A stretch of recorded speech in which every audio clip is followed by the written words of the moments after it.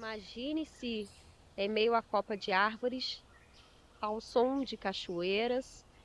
Dá uma relaxada. Enquanto você observa essa parte da natureza, comece a entender a grandeza do Deus que a criou e que criou você também. Tem momentos que é necessário você tirar um tempo para você e Deus. Você mesmo e Deus. Para que você possa respirar um pouco e entender quem é você e quem é seu Deus. Entenda que Ele não perdeu o controle de nada. Tudo está no controle das suas mãos poderosas.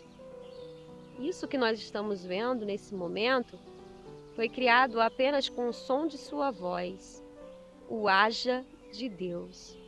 Mas você foi criado pelas suas próprias mãos. O próprio Deus desceu na terra com a lama, com o barro, com um pouco de água.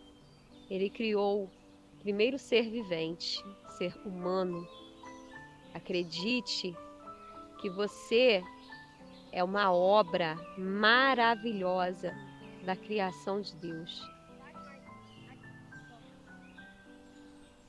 Você entendendo quem é você e o quanto você é amado, meu Deus, as coisas que você planeja são pequenas demais diante do que Ele planejou para você. Entenda o quanto você é amado. Escute um pouco o som em que eu estou escutando agora. Fique na paz do Senhor Jesus, que excede a todo entendimento.